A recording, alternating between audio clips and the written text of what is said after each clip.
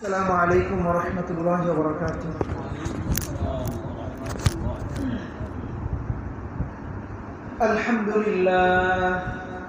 الحمد لله وكفى وسلام على عباده الذين اصطفى. أما بعد فأعوذ بالله من الشيطان الرجيم. بسم الله الرحمن الرحيم. وأطيعوا الله ورسوله ولا تنازعوا فتفشلوا وتذهب ريحكم واصبروا. وقال تعالى في آية أخرى: وَإِنْ نَكَثُوا أَيْمَانَهُمْ مِنْ بَعْدِ عَهْدِهِمْ وَطَعَنُوا فِي دِينِكُمْ فَقَاتِلُوا أَئِمَّةَ الْكُفْرِ إِنَّهُمْ لَا أَيْمَانَ لَهُمْ لَعَلَّهُمْ يَنْتَهُونَ. وقال رسول الله صلى الله تعالى عليه وسلم: إذا تركتم الجهاد فسلط الله عليكم الذلة حتى ترجعوا إلى دينكم. آمنت بالله. صدق الله العلي العظيم وصدق رسوله النبي الأمي الكريم ونحن على ذلك لمن الشاهدين والشاكرين والحمد لله رب العالمين. درود إبراهيم برشود. اللهم صل على محمد وعلى آل محمد كما صليت على إبراهيم وعلى آل إبراهيم إنك حميد مجيد. اللهم بارك على محمد وعلى آل محمد كما باركت على إبراهيم وعلى آل إبراهيم إنك حميد مجيد. بلغ العلا بكماله كشف الدجى بجماله حسنت جميع خصاله صلوا عليه وآله. মুহতারাম মুসল্লিয়ান কেরাম, সর্বপ্রথম মহান রব্বে কারীমের দরবারে লাখো কোটি শুকর গুজার, যে মহান রব্বে কারীম আমাদেরকে আবারও পবিত্র জুমা নামাজের পূর্বে এসে কিছুদিনই কথাবার্তা বলা এবং শোনার তৌফিক দিয়েছেন। আল্লাহর ঘর, পবিত্র মসজিদ, পবিত্র জুমার দিনের পবিত্র একটি সময়ে এসে সেজন্য সেই মহান রব্বে কারীমের দরবারে শুকরিয়া আদায় করে বলি আলহামদুলিল্লাহ। মুহতারাম হাজিরিন, আমি আজকে পবিত্র কালামে পাকের একটি আয়াত তিলাওয়াত করেছি। আল্লাহ রাব্বুল আলামিন বলেন: ওয়াআতিউল্লাহা ওয়া রাসূলাহু ওয়া লা তানাযাউ ফাতাফশালু ওয়া তাযহাবা রিহুকুম ওয়াসবিরু। এই দুনিয়াতে আমরা আমাদের সৃষ্টিকর্তা একমাত্র কে? আমাদের পালনকর্তা কে? আমাদেরকে খাওয়ান পরান সবকিছুর মালিক কে? আল্লাহ রাব্বুল আলামিন। তো আল্লাহ রাব্বুল আলামিন যিনি সৃষ্টি করেন তিনি তো সবচেয়ে ভালো একটা বিষয় জানতেন নাকি? আমরা যদি নিজে একটা জিনিস বানাই তো আমার চেয়ে ভালো আমি যাকে বানাইলাম সে বুঝবে না আমি বুঝবো? আমি নিজে বুঝবো। আল্লাহ রাব্বুল আলামিন সূরা মুলকের 2য় পৃষ্ঠার যে শুরুর দিকের আয়াত, এখানে বলেন: আলা ইয়ালামু মান খালাক। যিনি বানিয়েছেন তিনি কি জানেন না? ওয়া হুয়াল লাতীফুল খাবীর। অথচ তিনি হলেন সবচেয়ে সূক্ষ্মদর্শী এবং সবকিছু জানেনওয়ালা। যিনি সব কিছু জানেন, ছোট থেকে ছোট বিষয়, সূক্ষ্ম থেকে সূক্ষ্ম বিষয় যার জ্ঞানের মধ্যে আছে, এমন আল্লাহ, তিনি আমাদের ব্যাপারে তিনি যেটা ভালো বলেন সেটা ভালো হবে নাকি অন্যরা যেটা ভালো হবে সেটা ভালো হবে? তিনি যেটা বলেন সেটাই ভালো হবে, কারণ তিনি আমাকে বানিয়েছেন, তিনি জানেন আমার জন্য কোনটা ভালো আর কোনটা মন্দ। তা আল্লাহ রাব্বুল আলামিন এই দুনিয়াতে আমরা যেন সুখে শান্তিতে থাকতে পারি, এই দুনিয়াতে আমরা যেন পরস্পর মিলেমিশে থাকতে পারি, আমাদের দুনিয়ার জীবনটা যেন কামিয়াব হয়, পাশাপাশি আখিরাতটাও যেন আমাদের কামিয়াব হয়, সেজন্য কি করণীয়? আল্লাহ রাব্বুল আলামিন বলেন ওয়া আতিউল্লাহ। এক নম্বর করণীয় হলো তোমরা আল্লাহ তাআলার ইবাদত করো, আল্লাহর প্রতি ঈমান আনো। ওয়া আতিউল্লাহ, তোমরা আল্লাহর ইতাআত করো, আল্লাহর আনুগত্য করো, আল্লাহ যা বলেন সেই কথাগুলো শোনো, তাহলে তোমাদের দুনিয়ার জীবনও কামিয়াব হবে, আখিরাতের জীবনও কামিয়াব হবে। এখন কথা হলো আল্লাহ রাব্বুল আলামিনের কথা আমরা কিভাবে শুনবো?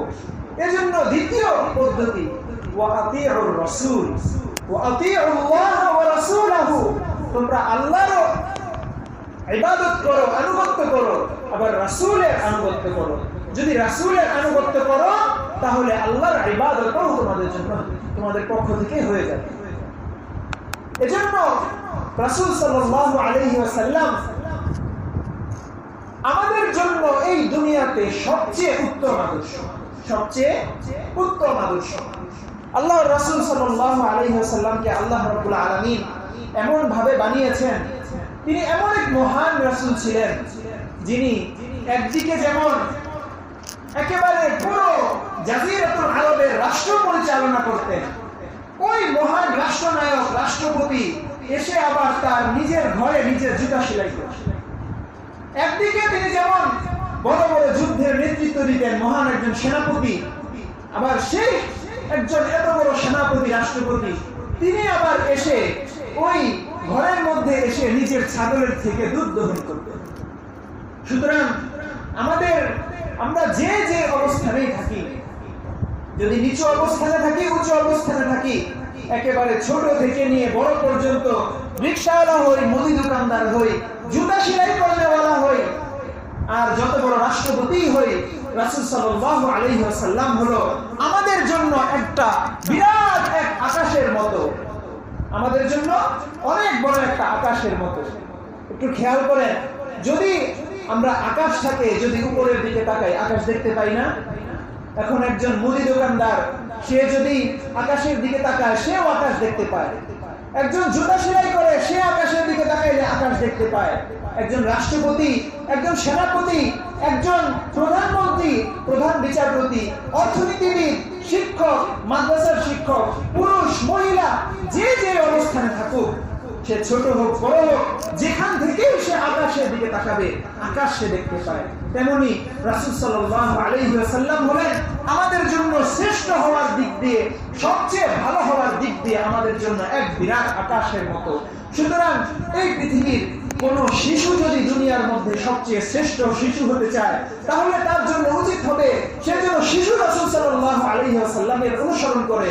যদি কোন কিশোর দুনিয়ার মধ্যে সবচেয়ে শ্রেষ্ঠ কিশোর হতে চায়, তার জন্য উচিত সে যেন কিশোর রাসূল সাল্লাল্লাহু আলাইহি ওয়াসাল্লামের অনুসরণ করে। যদি কোন যুবক দুনিয়ার শ্রেষ্ঠ যুবক হতে চায়, সে যুবক রাসূলের অনুসরণ করবে। যদি কোন বৃদ্ধ দুনিয়ার শ্রেষ্ঠ বৃদ্ধ হতে চায়, সে বৃদ্ধ রাসূলের অনুসরণ করবে। যদি কোন সন্তান শ্রেষ্ঠ সন্তান হতে চায়, সে সন্তান রাসূলের অনুসরণ করবে। তিনি তার বাবা মার জন্য কেমন ছিলেন, তিনি তার মাকে কত ভালোবাসতেন। যদি কোনো বাবা মা, যদি কোনো চাচা, যদি কোনো খালু, যদি যে কোনো দাদা নানা, যে কেউ হোক, সে যদি নিজের মধ্যে সবচেয়ে শ্রেষ্ঠ হতে চায়, যদি কোনো শিক্ষক নিজেকে সবচেয়ে শ্রেষ্ঠ শিক্ষক বানাতে চায়, যদি কোনো ছাত্র নিজেকে সবচেয়ে শ্রেষ্ঠ ছাত্র বানাতে চায়, সর্বোপরি ভাবে যে কোনো মুসলিম যদি নিজেকে সবচেয়ে শ্রেষ্ঠ মুসলিম বানাতে চায়, তার জন্য একটাই রাস্তা, একটাই করণীয়, সে ওই মুসলিম, সেই শিক্ষক, সেই বাবা, সেই সন্তান রাসূল সাল্লাল্লাহু আলাইহি ওয়াসাল্লামের আদর্শের অনুসরণ তাকে করতে হবে। সুতরাং রাসূল সাল্লাল্লাহু আলাইহি ওয়াসাল্লাম আমাদের জন্য এক বিরাট বড় আদর্শ হিসাবে আল্লাহ রাব্বুল আলামিন পাঠিয়েছেন। সূরা আহজাবের মধ্যে আল্লাহ রাব্বুল আলামিন বলেন, লাকাদ কানা লাকুম ফি রাসূলিল্লাহি উসওয়াতুন হাসানাহ লিমান কানা ইয়ারজুল্লাহা ওয়াল ইয়াউমাল আখির ওয়া যাকারাল্লাহা কাসীরা। আল্লাহ রাব্বুল আলামিন বলেন, ও দুনিয়ার মানুষ, যদি তোমরা আল্লাহর প্রতি ঈমান এনে থাকো এবং আখিরাতের প্রতি ঈমান এনে থাকো, তাহলে তোমার জন্য উত্তম আদর্শ, সবচেয়ে উত্তম আদর্শ, উসওয়াতুল হাসানা, সবচেয়ে উত্তম আদর্শ আর অন্য কারো দিকে তাকালে হবে না। তোমার জন্য সবচেয়ে উত্তম আদর্শ হলো আমার রাসূল, আমার নবী হযরত মুহাম্মদ মুস্তাফা সাল্লাল্লাহু আলাইহি ওয়াসাল্লাম। তো মুহাম্মদ সাল্লাল্লাহু আলাইহি ওয়াসাল্লাম তিনি আমাদের জন্য সবচেয়ে উত্তম এক আদর্শ। সুতরাং আমরা যদি দুনিয়াতে সুখে শান্তিতে থাকতে চাই, তাহলে প্রথমে তো আল্লাহর ইবাদতের স্বীকৃতি দিতে হবে, পরিপূর্ণ ঈমান আনতে হবে। দ্বিতীয়ত আমাদের যেটা করতে হবে সেটা হলো রাসূল সাল্লাল্লাহু আলাইহি ওয়াসাল্লামের আদর্শগুলোর অনুসরণ করতে হবে। এখন আমরা বলি যে আমরা তো রাসূলের আদর্শ অনুসরণ করি, কিন্তু বাস্তবতা হলো আমরা আমাদের রাসূলকেই চিনতে পারি না। যদি রাসূলকে চিনতাম, তাহলে আমার চেহারা আর আমার রাসূলের চেহারার মধ্যে কোনো পার্থক্য থাকতো না। আমি যদি রাসূলকে চিনতাম, আমার পোশাক আর রাসূলের পোশাকে আমি পার্থক্য রাখতাম না। আমি যদি রাসূলকে চিনতাম, আমার পরিবার আর রাসূল যেভাবে পরিবার চালিয়েছেন সেটার মধ্যে কোনো পার্থক্য রাখতাম না। আমি যদি রাসূলকে চিনতাম, আমার জীবনের প্রত্যেকটা পর্যায়ে আমি রাসূলের অনুসরণ করতাম। সেই রাসূলের অনুসরণের মাধ্যমেই যেহেতু দুনিয়া ও আখিরাতের কামিয়াবি, সুতরাং রাসূলের অনুসরণ ছাড়া আমার মাথায় আর অন্য কিছুই আসতো না। কিন্তু দুঃখের বিষয়, এত মহান রাসূল পাওয়ার পরেও আমরা তাকে চিনতে পারিনি। তো আমি আয়াতের আলোচনায় চলে যাই। আল্লাহ রাব্বুল আলামিন বলছেন, ওয়া আতিউল্লাহ ওয়া রাসূলাহু, তোমরা আল্লাহ এবং তার রাসূলের আনুগত্য করো। ওয়ালা তানাযাউ, তোমরা পরস্পর ঝগড়া বিবাদ করো। যদি পরস্পর ঝগড়া বিবাদ করো, যদি পরস্পর ঝগড়া করো, নিজেদের মধ্যে মারামারি লাগিয়ে রাখো, তাহলে কি হবে? ফাতাফশালু, নিজেদের মধ্যে মারামারি লাগাইলে এক নম্বর যে সমস্যাটা হবে সেটা হচ্ছে ফাতাফশালু, তোমরা নিজেরা ব্যর্থ হয়ে যাবে। দুনিয়ার জীবনেও ব্যর্থ হবে, আখিরাতের জীবনেও ব্যর্থ হবে। দুই নম্বর সমস্যা, ওয়াতাযহাবা রিহুকুম, তোমাদের যে প্রভাব আছে দুনিয়াতে, তোমাদেরকে আমি যে ক্ষমতা দিয়েছিলাম সেই ক্ষমতা তোমাদের থেকে চলে যাবে। এখন দুনিয়ার দিকে যদি তাকান, এই যে পুরো বিশ্বের 200 কোটি 250 কোটি মুসলমান, তারা কি এক না বিচ্ছিন্ন অবস্থায় আছে? বলেন, বিচ্ছিন্ন অবস্থায়। কেউ এই দল, কেউ ওই দল, কেউ এই মত, কেউ ওই মত, কেউ এই তন্ত্র, কেউ ওই মন্ত্র, এক একজন এক এক দিকে। কুল্লু হিজবিন বিমা লাদাইহিম ফারিহুন, যে যারটা পারে সবাই সবারটা নিয়ে খুশি। এমন অবস্থায় আমাদের জন্য তো সেই অবস্থাই হবে যেটা আল্লাহ রাব্বুল আলামিন বলেছেন, ওয়ালা তানাযাউ, আল্লাহ বলেছেন তোমরা বিচ্ছিন্ন হও না, ঝগড়া বিবাদ লাগায় রেখো না। তাহলে ফাতাশালু ওয়া তাযহাবা রিহুকুম, তোমাদের মধ্যে তোমাদের যে ক্ষমতা ছিল দুনিয়াতে, তোমাদেরকে আমি যে পাওয়ার দিয়েছিলাম সেই পাওয়ার আমি আল্লাহ আস্তে আস্তে তোমাদের থেকে তুলে নিয়ে যাব। সেই অবস্থায় এখন আমরা দেখতেছি দুনিয়ায় এত এত কোটি কোটি মুসলমান, 200 কোটি 250 কোটি মুসলমান, কিন্তু দুনিয়াতে মুসলমানদের অবস্থা কত করুণ অবস্থায় আছে। মুসলমানরা কেউ যদি আমাদের কাছে সাহায্য চায়, নির্যাতনের কারণে যদি কেউ আমাদের কাছে সাহায্য চায়ও, তারপরও আমরা তাদের সাহায্য করতে পারতেছি না, এত করুণ অবস্থায় আছে। অথচ তাদের সাহায্য করা কি আমাদের জন্য জরুরি ছিল না? সূরা তাওবার শেষ পৃষ্ঠার যে আয়াত, সূরা আনফালের শেষের আয়াত, আল্লাহ রাব্বুল আলামিন বলেন, ওয়াল্লাযীনা আমানু ওয়া লাম ইউহাজিরু মা লাকুম মিন ওয়ালায়াতিহিম মিন শাইইন হাত্তা ইউহাজিরু ওয়া ইন ইসতানসারুকুম ফিদ-দীনি ফাআলাইকুমুন নাসর। আল্লাহ রাব্বুল আলামিন এই আয়াতের মধ্যে বলেন, কোন মুসলমান যদি এমন হয় যে তারা আল্লাহর যে হুকুম আহকাম আছে, বিধিবিধান আছে, সেগুলা তারা মানে না, তো যারা আল্লাহর বিধিবিধান মানে না, আল্লাহর হুকুম আহকাম মানে না, তারা কি আল্লাহর প্রিয় বান্দা নাকি অপ্রিয় বান্দা? অপ্রিয় বান্দা না, তারা তো আল্লাহর প্রিয় বান্দা হইতে পারে নাই, কারণ তারা আল্লাহর কথা মানে না। ওই মুসলমানদের কথাও বলা হয়েছে, এমন মুসলমানরাও যারা নিজেদের দেশের মধ্যে আটকা পড়ে গেছে, যেমন আমাদের ফিলিস্তিনের ভাইয়েরা নিজেদের দেশে আটকা পড়ে গেছে, তারা দিন ঈমান নিয়ে বাঁচতে পারতেছে না, তারা হিজরত করতে চাইলেও তারা পারতেছে না। এমন অবস্থায় আল্লাহ রাব্বুল আলামিন আমাদেরকে কি শিক্ষা দিয়েছে? আল্লাহ রাব্বুল আলামিন আয়াতের পরের অংশ বলেন, ওয়া ইন ইস্তানসারুকুম ফিদ-দীন, এমন যারা কিছুটা খারাপ মুসলমান, যারা দুনিয়ায় চলতে চলতে আখিরাতের কথা ভুলে গেছে, এমন মুসলমানরাও যদি তোমাদের কাছে সাহায্য চায়, তাহলে ফালাইকুমুন নাসরু, তোমাদের উপরে ফরজ হলো তোমরা গিয়ে তাদের সাহায্য করো। এখন খেয়াল করেন আমাদের এই অবস্থায় কত মুসলমানরা আমাদের কাছে সাহায্য চাচ্ছে, তারা আমাদের দিকে তাকিয়ে বসে আছে, কিন্তু এমন অবস্থায় আমরা পড়ে গেছি মুসলমান ভাইদেরকে যে সাহায্য করব এতটুকু পরিমাণ সামর্থ্য আমাদের নাই। কি কারণ? ওই কারণ হলো সেটা আমরা আল্লাহর ইবাদত ছেড়ে দিছি, রাসূলের আনুগত্য ছেড়ে দিছি। হ্যাঁ, আপনি বলবেন যে আল্লাহ রাসূলের আনুগত্য ছেড়ে দিছি, এক ধরনের লোক আসবে, তারা বলবে যে হুজুর আপনারা শুধু বলেন যে ঈমান আমলের কাজ করতে, আমাদের আরো তো কত সমস্যা আছে। কি সমস্যা? আমরা অস্ত্র, তারপরে বিভিন্ন সামরিক শক্তিতে আমরা তো কত পিছিয়ে, আমাদের দরকার আগে ওইটা করা। সামরিক শক্তিতে আমরা অবশ্যই পিছিয়ে থাকতে পারি, বিশ্বের মুসলমানরা হয়তো সামরিক শক্তিতে পিছিয়ে আছে, কিন্তু এই সব কিছুর জন্য আল্লাহ রাব্বুল আলামিন আমাদের বিজয়ের জন্য যে শর্ত দিয়েছেন, সেই শর্ত হলো আমাদের ঈমান এবং আমলকে আগে ঠিক করতে হবে। সুতরাং আপনি যদি জিহাদের পথেও যেতে চান, এই যে দুনিয়ার যে অবস্থা, আপনারা ভাবতেছেন যে আমেরিকা অনেক শক্তিশালী, ইসরায়েল অনেক শক্তিশালী, এজন্য আমাদের এই করুণ অবস্থা। আসলে বাস্তবতা কি এটা নাকি? ইসরায়েল শক্তিশালী এজন্য আমাদের খারাপ অবস্থা, আমেরিকা শক্তিশালী এজন্য আমাদের খারাপ অবস্থা না, বরং তিলকাল আইয়ামু নুদাউলিহা বাইনান নাস। আল্লাহ রাব্বুল আলামিন কোরআনে কারীমে বলেছেন তিলকাল আইয়াম, এই যে দুনিয়ার জীবন, এই দিন, নুদাউলিহা বাইনান নাস, মানুষের মধ্যে আমি এই দিনের পালাবদল ঘটাইতে থাকি, দিনগুলা পরিবর্তন করতে থাকি। আজকে সে রাজা, কালকে সে ফকির হয়ে যায়, আজকে সে ক্ষমতায় আছে, কালকে সে ক্ষমতা থেকে নেমে যায়। এগুলো আমি কেন করি? তিলকাল আইয়ামু নুদাউলিহা বাইনান নাস, আমি দিনের পরিবর্তন ঘটাইতে থাকি।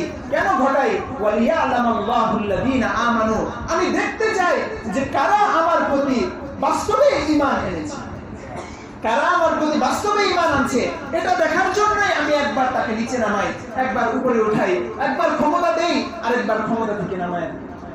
সুতরাং ঈমানকে যদি সঠিক করতে পারেন, আপনার আমলকে যদি সহিহ করতে পারেন, তাহলে ইনশাআল্লাহ অবশ্যই আল্লাহ রাব্বুল আলামিন আমাদেরকে বিজয় দান করবেন।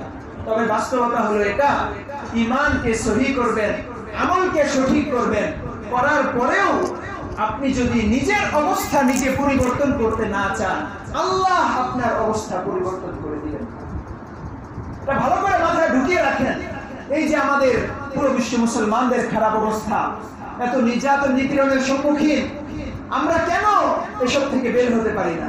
সবচেয়ে বড় কারণ হলো আমরা নিজেরাই এখনো প্রস্তুত না এসব থেকে বের হওয়ার জন্য।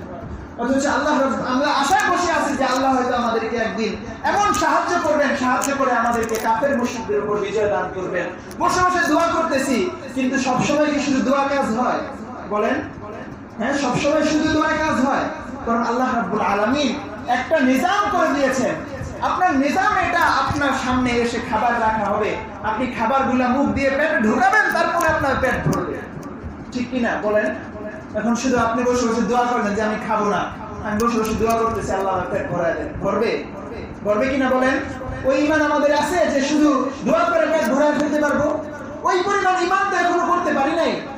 হ্যাঁ, সাহাবায়ে কেরামের অবস্থা এমন ছিল, নবীদের অবস্থা এমন ছিল, তারপরেও আমাদের নবীজি নিজে যখন অসুস্থ হয়েছেন তখন ওষুধ গ্রহণ করেছেন না? আমাদের নবী যখন অসুস্থ হয়ে গেছেন তখন ওষুধ খাইছেন না? হ্যাঁ, আপনারা জানেন নবীজিকে বিষ দেওয়া হয়েছিল, তারপর তাকে গাছের পাতা চিপে এনে গাছের রস খাওয়ানো হয়েছিল। তো সবসময় শুধু আল্লাহর উপর ভরসা করে বসে থাকলাম, নিজে কিছু করবো না, যা করবেন আল্লাহ করবেন, এগুলো হলো পরাজিত মানসিকতার লোকজনের অবস্থা।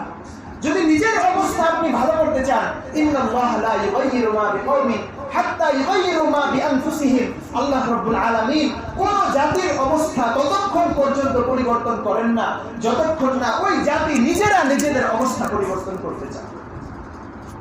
কোরআন শরীফের আয়াত এটা। সুতরাং আমরা যদি নিজেদের অবস্থা নিজেরা পরিবর্তন করতে চাই তাহলে অবশ্যই ইনশাআল্লাহ এক সময় আমাদের অবস্থা পরিবর্তন হবে। রাসূলুল্লাহ সাল্লাল্লাহু আলাইহি ওয়াসাল্লামের একটা হাদিস আবু দাউদ শরীফে হযরত সাওবান রাদিয়াল্লাহু আনহু থেকে বর্ণিত, ইউশিকুল উমামু আন তাদাআ আলাইকুম কামা তাদাআল আকালাতু ইলা ফাসহাতিহা। রাসূল সাল্লাল্লাহু আলাইহি ওয়াসাল্লাম বলেন, এমন এক সময় আসবে যখন পুরো বিশ্বের কাফেররা তোমাদেরকে ধ্বংস করার জন্য তোমাদের দিকে সবাই মিলে একসাথে একে অপরকে ডাকতে থাকবে, চলো মুসলমানদেরকে ধ্বংস করে দেই, একে অপরকে ডাকতে থাকবে। তখন কেন আমাদের এই অবস্থা হবে? হ্যাঁ, ইউশিকুল উমামু আন তাদাআ আলাইকুম কামা তাদাআল আকালাতু ইলা ফাসহাতিহা। মুসলমানদের এমন করুণ পরিণত হবে, পুরো বিশ্বের কাফেররা মিলে মুসলমানদেরকে ধ্বংস করার জন্য একসাথে চলে আসবে। সাহাবায়ে কেরাম রাদিয়াল্লাহু আনহুম তখন রাসূল সাল্লাল্লাহু আলাইহি ওয়াসাল্লামকে জিজ্ঞেস করলেন, ইলা ইয়া রাসূলুল্লাহ ওয়া মিন কিল্লাতিন নাহনু ইয়াওমা ইদিন। তারা জিজ্ঞেস করলেন, হে আল্লাহর রাসূল, আমরা কি তখন অনেক কম থাকবো? মানে আমাদেরকে সবাই ধ্বংস করার জন্য আসতেছে, মানে আমরা কি অনেক কম মানুষ থাকবো নাকি? মানে মুসলমান একেবারেই নাই, এমন অবস্থা হবে আমাদের? কিন্তু রাসূল সাল্লাল্লাহু আলাইহি ওয়াসাল্লাম বললেন, ক্বালা লা, তিনি বললেন যে না, ওয়ালাকিন্নাকুম বাল আনতুম ইয়াওমা ইদিন কাসীর, বরং তোমরা থাকবে সেদিন অনেক বেশি। ওয়ালাকিন্নাকুম গুসাউন কাগুসাইস সাইলি, কিন্তু বন্যার ভিতরে যখন কোন খড়কুটা পড়ে থাকে, আমরা দেখি যখন বন্যা বা কোন পানি যখন স্রোতের মাধ্যমে একেবারে প্রবল স্রোতে যাইতে থাকে, স্রোত দিয়ে, হ্যাঁ, খুব গতিতে যখন পানি বয়ে যায়, তখন কি হয়, ওই গাছ থেকে একটা পাতা বা একটা ছোট একটা লাঠির টুকরা, গাছের একটা ডাল থাকে না পানিতে, ওগুলো দেখবেন স্রোতের পানির সাথে ভেসে ভেসে চলতে থাকে, একেবারে ভাসতে থাকে পানির সাথে। তো রাসূল সাল্লাল্লাহু আলাইহি ওয়াসাল্লাম এটাই বললেন, বাল আনতুম ইয়াওমা ইদিন কাসীর, তোমরা যে ধ্বংস হবে কিন্তু তোমরা কম থাকবে এমন না, বরং তোমরা সেদিন অনেক বেশি থাকবে। ওয়ালাকিন্নাকুম গুসাউন কাগুসাইস সাইলি, কিন্তু তোমরা হবে সেই বন্যায় ভেসে যাওয়া খড়কুটার মতো, তোমরা খড়কুটার অবস্থায়। ওয়ালা ইয়ানজিআন্নাল্লাহু ফি সুদুরি আদুউকুমুল মাহাবাতা মিনকুম, আল্লাহ রাব্বুল আলামিন তোমাদের একটা যে ভয়, তোমাদের যে ঈমানের পাওয়ার, এই পাওয়ার তোমাদের অন্তর থেকে উঠায় নেবেন। ওয়ালা ইয়াকযিফান্নাল্লাহু ফি কুলুবিকুমুল ওয়াহান, এবং তোমাদের অন্তরের মধ্যে আল্লাহ ওয়াহান ঢেলে দিবেন। সাহাবায়ে কেরাম জিজ্ঞেস করলেন, কিলা ওয়ামাল ওয়াহান ইয়া রাসূলুল্লাহ। সাহাবায়ে কেরাম জিজ্ঞেস করলেন, হে আল্লাহর রাসূল, ওয়াহান কি জিনিস? যে ওয়াহান আমার মনের ভিতরে আসলে আমার এত বড় পরাজয় হবে, সেই ওয়াহানটা কি জিনিস?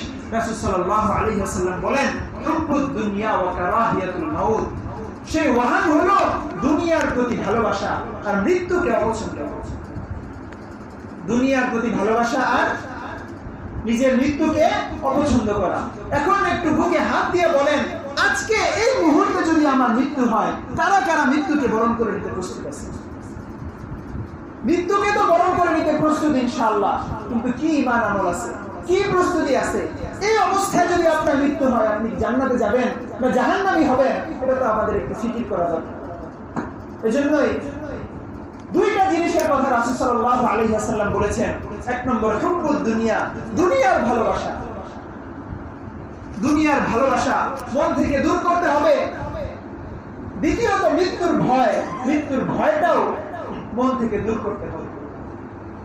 আমাদের এই অবস্থার আরেকটা হাদিস, রাসূল সাল্লাল্লাহু আলাইহি ওয়াসাল্লাম বলেন, ইযা তাবায়াতুম বিল ঈনাতি, যখন তোমরা সুদী কারবারে ব্যস্ত হয়ে যাবে, যখন তোমরা সুদী কারবারের মাধ্যমে ব্যবসা প্রতিষ্ঠান পরিচালনা করবে, ওয়া আখাযতুম আযনাবাল বাকারি, এবং তোমরা গরুর লেজ ধরে চলতে থাকবে, ওয়া রাদিতুম বিয-যারঈ, এবং কৃষি কাজ নিয়ে সন্তুষ্ট হয়ে যাবে।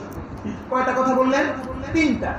এক নম্বর, ইযা তাবায়াতুম বিল ঈনাতি, যখন তোমরা সুদী মাধ্যমে বেচাকিনা করতে থাকবে। আজকে আমাদের যুগে আমাদের আশপাশে সব দিকে খেয়াল করেন, ব্যবসা বাণিজ্য যা আছে সবকিছু সুদী ব্যবস্থার মাধ্যমে পরিচালিত, সবকিছু সুদী ব্যবস্থা। কিস্তিতে বলেন, সেখানেও সুদ। ব্যাংকের মধ্যে যান, সেখানেও সুদ। এখন আবার ইসলামী ব্যাংকের মাধ্যমেও নাম দিয়ে রাখছে ইসলামিক, কিন্তু তার মধ্যে সুদ ঢুকিয়ে রাখছে।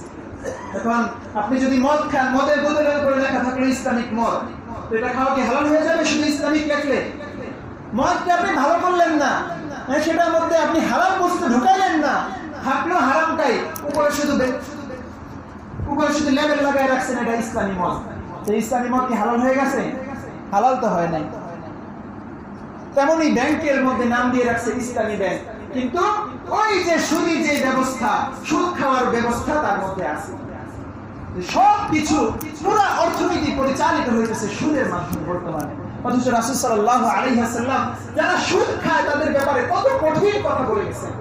রাসূল সাল্লাল্লাহু আলাইহি ওয়াসাল্লাম বলেছেন যারা সুদ খায় তাদের জন্য হলো 70টা গুনাহ, আর তার মধ্যে সবচেয়ে ছোট মানে সবচেয়ে ছোট যে গুনাহ সেটা হলো আনতাজিনার রাজুলু উম্মাহু, যে ওই লোকটা তার সবচেয়ে ছোট গুনাহ হলো সে যেন তার মায়ের সাথে জিনা করে।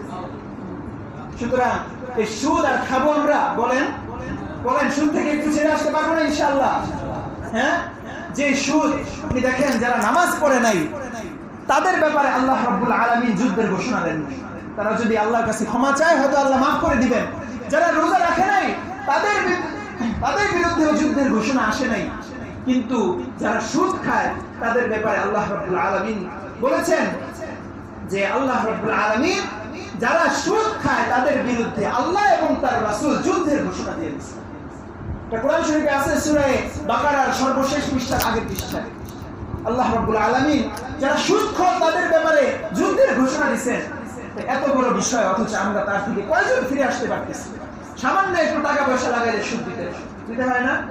হ্যাঁ, একজন থেকে একটু ঋণ নিবেন, সুদ দিতে হয় কেন ভাই? সুদ ছাড়া আর কি কোনো কাজ ছিল না? আপনি যদি তাকে সুদ না দিয়ে তাকে যদি আপনি ঋণ দিতেন, একটা কর্জে হাসানা দিতেন, আপনার কর্জে হাসানা প্রত্যেকটা টাকার বিনিময়ে টাকা তো আপনি পেয়ে যাইতেন, কিন্তু প্রত্যেকটা টাকার বিনিময়ে আপনার আমলনামায় সওয়াব লেখা। কিন্তু আপনারা এটা করবেন না, মানুষ এগুলো করে না। কর্জে হাসানা কেউ কাউকে দেয় না। হ্যাঁ, আজকে তুমি আমাকে 1000 টাকা দিবা, যদি 1 মাস পরে দাও আমাকে আরো 200 বাড়ায় দিতে হবে। এই পুরা সমাজ ব্যবস্থা সুদের মাধ্যমে পরিচালিত। তা আমাদের বিজয় কেমনে আসবে? আমাদের এই পৃথিবীর উপরে আমাদের কর্তৃত্ব কেমনে প্রতিষ্ঠা হবে বলেন? ইযা তাবায়াতুম বিল আইনাতি, 2 নম্বর হলো ওয়া আখাযতুম আযনাবাল বাকারি, তোমরা যদি গরুর লেজ ধরে পড়ে থাকো। এই যে আমাদের গরুর লেজ ধরে পড়ে থাকা বলতে বোঝায় কি?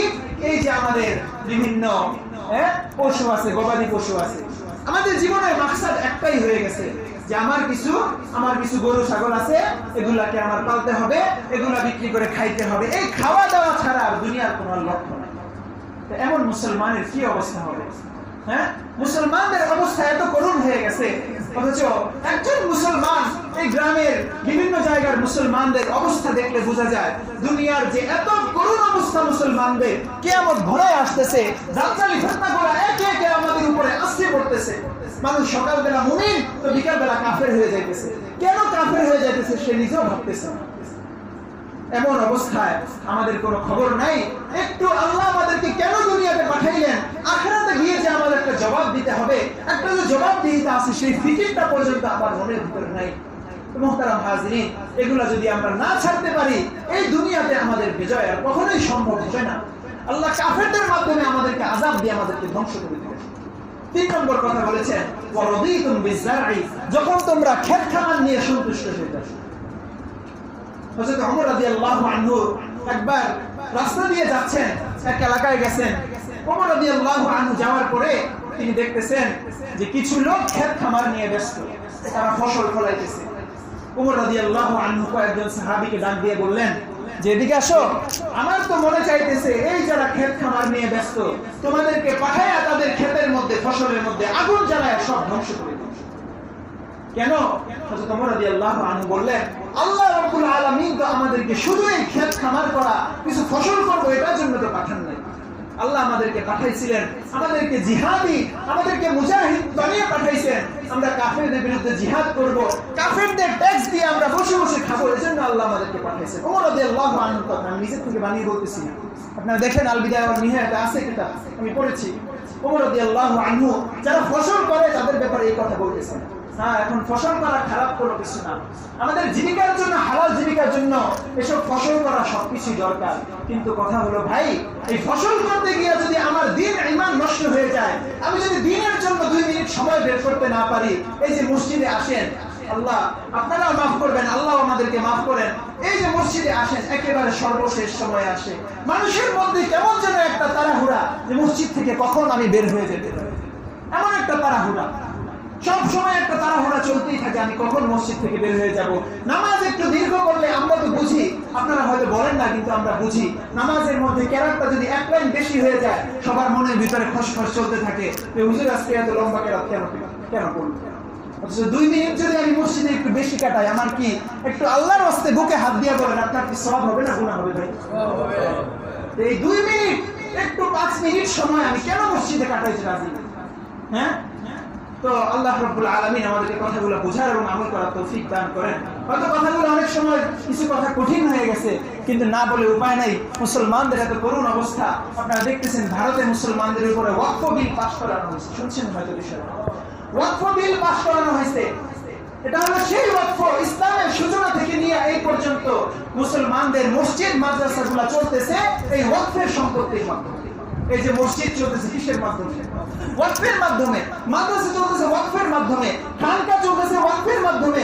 মুসলমানদের বিভিন্ন রাস্তাঘাট সরাইখানা ছিল আগে, এই সব কিছু চলতেছে ওয়াকফের মাধ্যমে। কিন্তু এখন এমন এক বিল পাস করে দিছে, হ্যাঁ, ওয়াকফ বা ইউজার আগে একটা সিস্টেম ছিল ভারতে, যে ওয়াকফের সম্পত্তি যে মুসলমান চালাইতেছে সেটা তার কাছেই থাকবে, এই আইনটা আগে ছিল।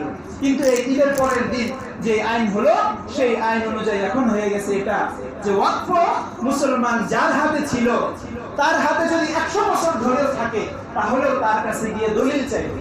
এখন 200 বছর 800 বছর আগের ওয়াকফের দলিল কি এখন আমার কাছে থাকবে না? বলেন, 800 বছর আগে, 800 বছর 700 বছর আগে একটা জিনিস ওয়াকফ করা হয়েছে, ওইটা দলিল নিয়ে মানুষ বসে থাকে না।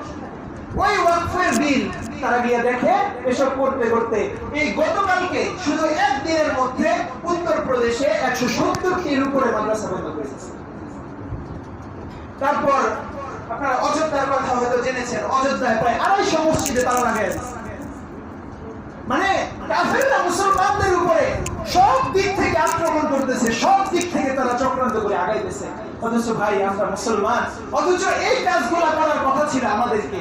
আল্লাহ রাব্বুল আলামিন আমাদেরকে দুনিয়াতে নেতা বানিয়ে পাঠাইছেন। আল ইসলামু ইয়ালু ওয়ালা ইউলা, ইসলাম সব সময় বিজয়ী থাকার জন্য আসছে, ইসলাম পরাজিত হওয়ার জন্য আসে নাই। অথচ আমাদের এই ঈমান আমলের ঘাটতির জন্য কি অবস্থা। হাদিসের অংশটা শেষ করে আমি শেষ করে দিব।